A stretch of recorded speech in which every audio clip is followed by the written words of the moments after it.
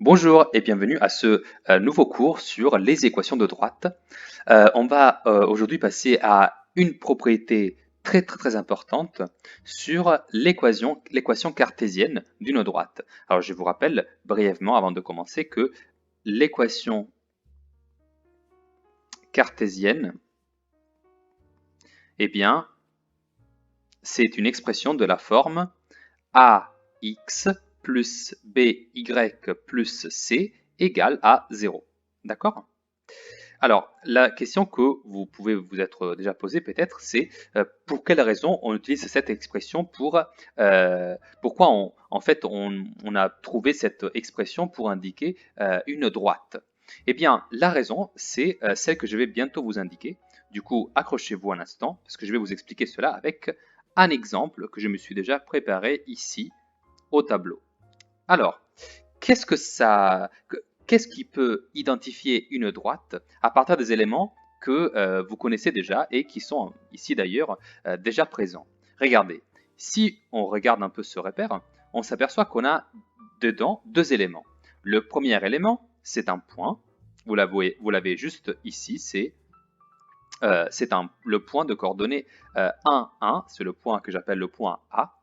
Et le deuxième élément que vous avez ici présent dans ce repère, eh bien c'est un vecteur, le vecteur U. Et d'ailleurs, vous pouvez voir très clairement que les coordonnées de ce vecteur, je vous rappelle que les coordonnées aussi ont des vecteurs, on les écrit à la verticale, ce sont les coordonnées de 1. Parce qu'effectivement, à partir de son point de départ ici que j'ai marqué en jaune, j'ai fait 2 pas vers la droite, d'accord?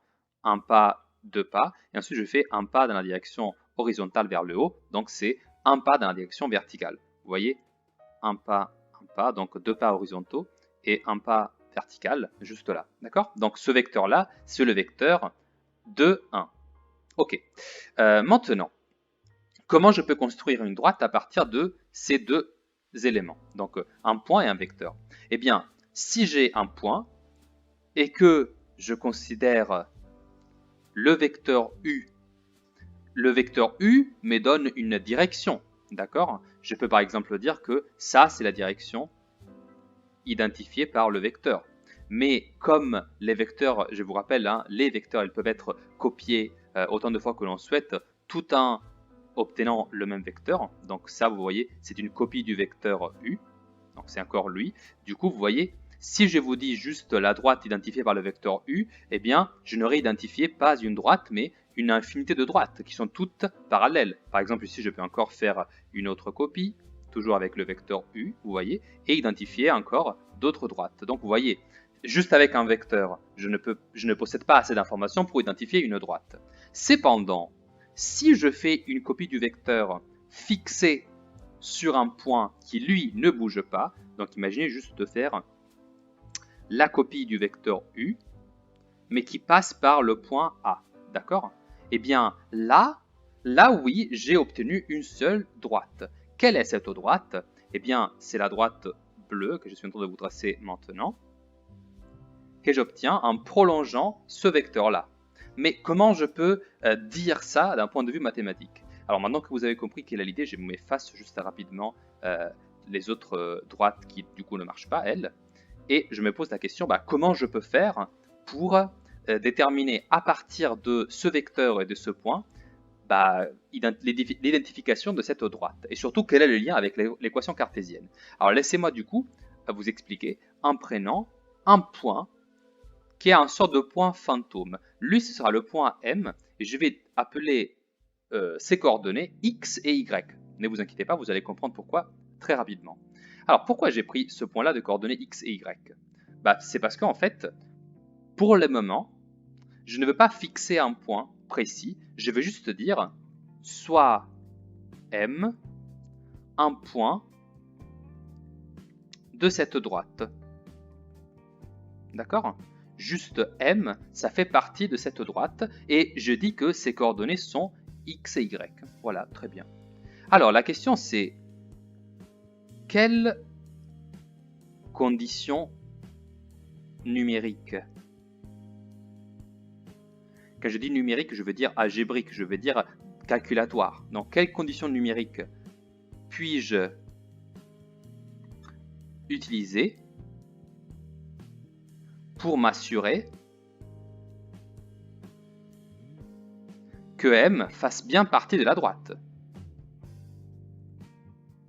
Fasse partie de cette droite. Et c'est ici que on va utiliser un atout du chapitre sur les vecteurs en coordonnées. En effet, je vous rappelle qu'on avait vu ensemble lors de ce chapitre-là, le vecteur en coordonnées encore une fois, que une condition pour avoir que deux vecteurs sont parallèles, c'était, vous vous rappelez, le calcul du déterminant. Vous vous rappelez de ça? Alors, je vous rappelle brièvement qu'est-ce que c'était. Quand on calcule les déterminants, on prenait deux vecteurs, on faisait un produit qui rappelait une croix, vous vous rappelez, un haut à gauche, un bas à droite, produit auquel on soustrait le produit entre le nombre en haut à droite et en bas à gauche. Et si ça fait 0, ça veut dire que les vecteurs sont collinaires.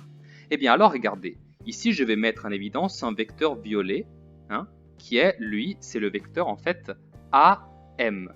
D'accord? Et ensuite, j'ai toujours mon vecteur U, qui est le vecteur de coordonnées 2, 1. C'est un vecteur que j'ai fixé, ça c'est le vecteur qui doit me donner la direction. Eh bien, alors moi je dois dire que si je veux que M fasse partie de la droite, il faut absolument que, que U soit collinaire à AM, au vecteur AM. D'accord? Essayez de lire un instant cette phrase. Ce qui est nécessaire pour que ça marche, c'est que le vecteur U soit collinaire à AM. Si je veux que le point M appartienne à la droite bleue, qui est la droite D. D'accord? Alors, comment je peux traduire cette condition? Rien de plus simple, ne vous inquiétez pas. Ce que je fais, en fait, c'est de dire, alors, AM, en fait, je peux calculer ce vecteur. C'est combien AM? Eh bien, c'est très simple. Je sais que je dois écrire X et Y, ce sont les coordonnées de M. Et à ça, j'ai soustrait les coordonnées de A. Or, A, c'était le point 1, 1, on avait dit. Donc ça, ce sont les coordonnées du vecteur AM. Et ensuite, moi, je sais que le déterminant entre AM et U, eh bien, doit être égal à 0. Parce que je veux qu'il soit collinaire. Donc, ça doit être égal à 0. Et c'est quoi ce déterminant? Eh bien, c'est très simple. Je prends AM, donc x-1, y-1. Je vais vous faire remarquer que du coup, ici j'ai cette quantité et cette quantité, ce sont deux quantités séparées. Ensuite, j'ai, vous vous rappelez, le vecteur U. Lui, il a comme coordonnées 2, 1. D'accord? Je vais juste me marquer ici. Ça, c'est sa première coordonnée et sa deuxième coordonnée. Et le déterminant, eh bien, comment je fais ce calcul? C'est très simple. Je dois faire d'abord le produit selon cette diagonale. Autrement dit, je fais x-1 fois 1. Et à cela, je vais soustraire, je répète, le produit entre les deux valeurs qui se trouvent sur cette autre diagonale. Donc, ce sera 2 fois y-1. Et comme je viens de vous dire, il faut que cela soit égal à 0. Il le faut, parce que moi, je veux que ces deux vecteurs soient collinaires. Et alors, regardez, qu'est-ce qui se passe si je fais ce déterminant? Regardez, je fais le calcul. X fois 1, ça fait x. 1 fois 1, ça fait 1, mais avec le signe moins qui était là, ça fait moins 1. Et ici, j'ai moins 2y, parce que moins 2 fois y, ça fait moins 2y. Et moins 2 fois moins 1, ça fait plus 1. D'accord? Et ça doit être égal à 0. Attention, je vais bientôt faire une erreur de calcul. Alors, laissez-moi juste vous la dire. x-1 fois 1. Là, il n'y a pas trop d'erreur de calcul. Le résultat ici, c'est juste x moins 1. Mais après, par simple inadvertance, j'ai multiplié moins 2 fois y. Ça fait moins 2y. Et moins 2 fois moins 1, bah, ça ne fait pas plus 1, ça fait plus 2. D'accord? C'est une erreur que quelqu'un m'a fait remarquer. Et donc, dans la suite de l'exercice, le bon résultat, c'est x moins 2y. Et moins 1 plus 2, ça fait plus 1. Donc, ça, c'est égal à 0. Et c'est ça, la bonne équation de droite. et pas donc x moins 2y plus 0. Je tiens donc à vous préciser que ça c'est le bon résultat, mais que je vais maintenant continuer l'extrait précédent, juste parce que j'ai besoin de celui-là pour vous expliquer bien à quoi servent les trois coefficients. Voilà, je vous remercie pour l'attention et je vous redonne rendez-vous pour tout de suite. Ok? Et maintenant, regardez qu'est-ce que j'ai obtenu. Eh bien, j'ai obtenu x moins 2y, et à la fin, j'ai moins 1 plus 1, donc ça fait plus 0. Tout cela égale à 0. Et regardez, qu'est-ce que j'ai obtenu? À quoi cela ressemble cette expression? Eh bien, cela n'est rien d'autre que une équation cartésienne. Et ça, c'est donc l'équation cartésienne de la droite D. Je l'ai obtenue ainsi. Et on peut même dire un truc très important et très intéressant sur cette équation de droite. Regardez bien quelles sont en fait les deux valeurs des coefficients A et B. Regardez, quelle est la valeur du coefficient A? Laissez-moi juste réécrire cette équation. Hein. C'est x moins 2y plus 0 égale à 0, d'accord? Laissez-moi juste séparer les coefficients, d'accord?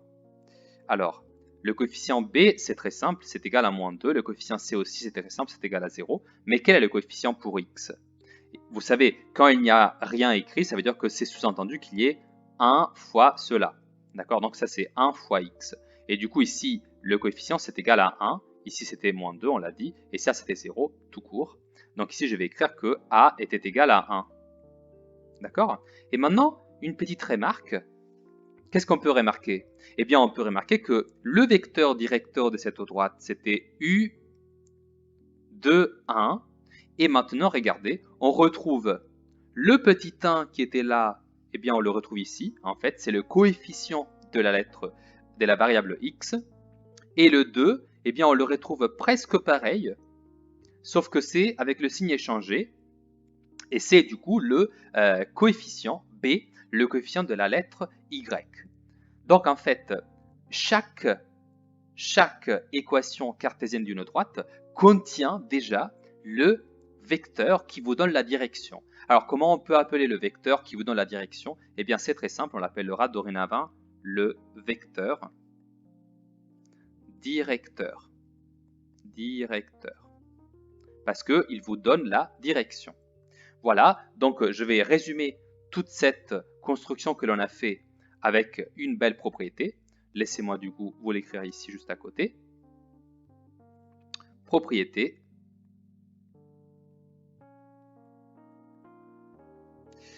dans un repère, toute équation de la forme ax plus by plus c égale à 0, eh bien, à condition que a soit différent de 0 et aussi différent de b, donc a et b ne doivent pas être 0 en même temps, attention, ça c'est très important, est une équation de droite et cette droite a pour vecteur directeur, donc le vecteur qui vous donne sa direction, directeur, le vecteur qui a comme coordonnée du coup moins b comme première coordonnée et a comme deuxième coordonnée. D'accord?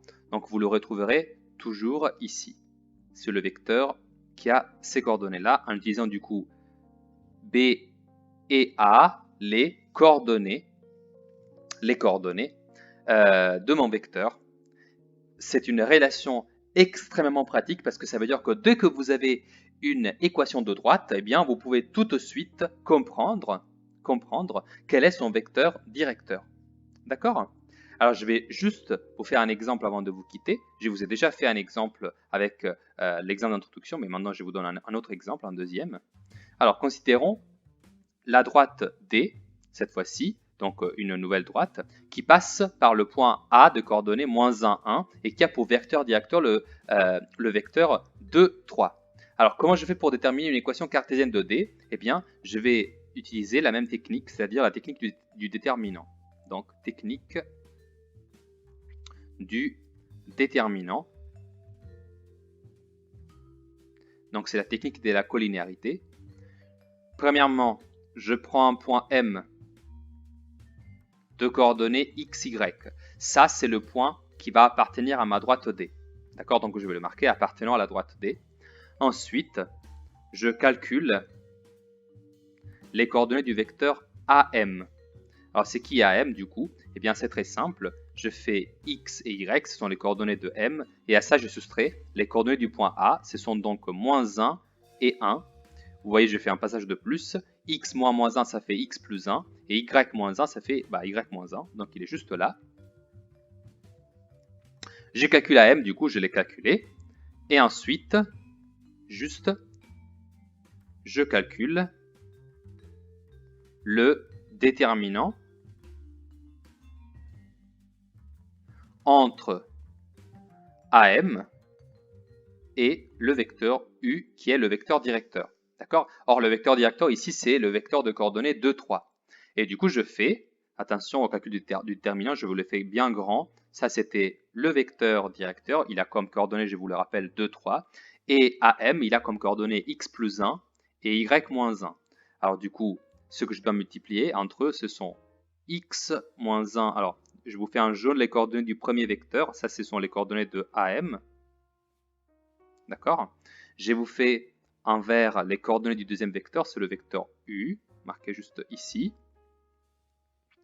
Voilà. Et maintenant, je dois faire le déterminant, c'est-à-dire que je fais le produit d'abord entre ces deux-là. Donc, j'écris 3 fois x plus 1. Et à ça, je soustrais, attention au symbole de soustraction au milieu, et à ça, je soustrais le produit entre ces deux-là, donc entre 2 et y moins 1. Donc, je fais 2 fois y moins 1. Tout cela égale à 0, parce que je veux qu'ils soient collinéaires, ces deux vecteurs. Et maintenant, je peux effectuer les opérations. Je fais du coup 3 fois x, ça fait 3x. 3 fois 1, ça fait plus 3. Et ça, c'est moins 2 fois y, du coup, ça fait moins 2y. Et moins 2 fois moins 1, du coup, ça fait plus 2, égale à 0. Donc, je vais écrire maintenant le résultat. Et je trouve 3x moins 2y plus 5 égale à 0. Regardez si ce n'est pas une magnifique équation cartésienne d'une droite. Et en particulier, ce n'est pas d'une droite, mais dès la droite D. Voici donc pour cette technique que je vais appeler la technique du déterminant pour déterminer une équation cartésienne d'une droite. Je vous remercie pour l'attention jusqu'ici. Je vous souhaite une très bonne journée et je vous dis à très bientôt pour une prochaine vidéo.